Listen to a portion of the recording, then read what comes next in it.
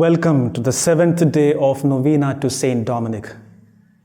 Today we reflect on Saint Dominic, a faithful son of Mary.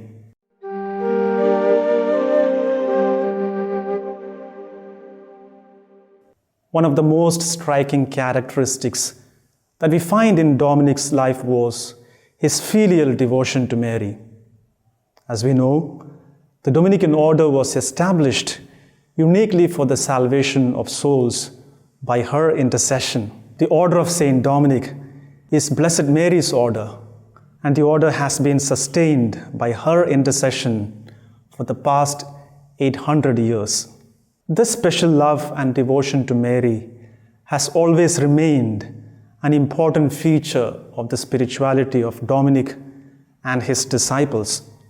There are three distinctive marks that reveal Dominic's love for Mary in the tradition of the order: the Dominican vow, the Dominican habit, and finally the Holy Rosary.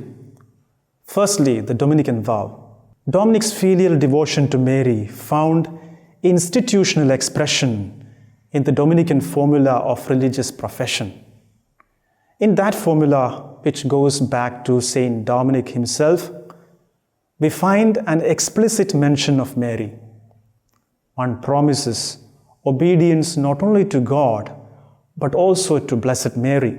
Humbert of Romans, the fifth master of the order, writing a few decades after the death of Saint Dominic, draws our attention to an important truth. According to him, such reference to Mary was not something found in the profession formulas of other religious congregations. The gift of oneself to God in the Dominican order is also the gift of oneself to Mary.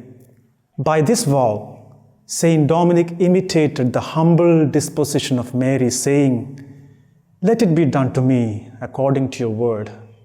Secondly, the Dominican habit, which is a constant reminder of Mary's miraculous intervention and intercession.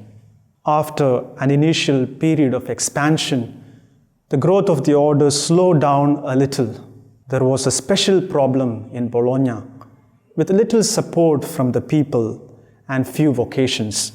God's answer to this crisis was the gift of Reginald of Orleans to the order, a man of distinction, a former professor of canon law at Paris University. Reginald felt an inner calling to devote himself to a life of preaching in poverty. He was in Rome in 1218, and meeting Dominic there, he opened his heart to him. Captivated by Dominic's holiness and wisdom, he decided to enter the order. But then he fell seriously sick, and his condition gave no grounds for hope. Saint Dominic prayed earnestly to the Lord for his cure. The answer to his prayer was a miraculous intervention of Mary. She appeared to Reginald in a vision. She anointed him with a healing ointment.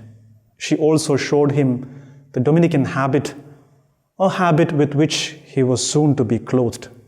And we are told he was immediately and totally cured.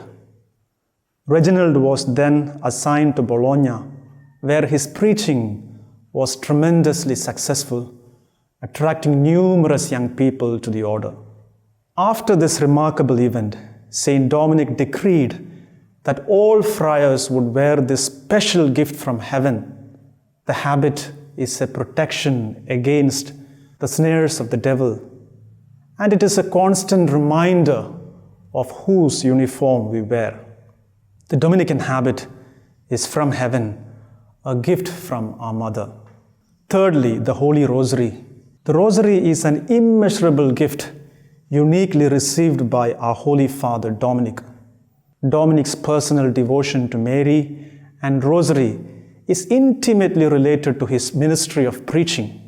When met with lack of success in his difficult mission of preaching to heretics, Dominic turned to Our Lady for help in tears. It is believed that Mary appeared to him at the church of Pruil and asked him to pray and preach the Rosary as an effective remedy against the heresy. And very soon his preaching mission began to bear fruits abundantly. Hence, Mary, as intercessor with her son, assured Dominic that she would unceasingly pray for the order that he had founded for the salvation of the world. Saint Dominic always looked to Mary with great confidence and affection that she might inspire him and lead him more securely to Jesus. I conclude with a saying from our Holy Father Dominic, which sums up the essence of his filial devotion to Mary. In the second of the 9 ways of prayer of Saint Dominic, we are told that he used to remind the brethren of the centrality of Mary in their lives with these words: "The Magi entered the house and found the child with Mary his mother." There is no doubt that we too in turn will find the God-man Jesus with Mary his servant. Amen.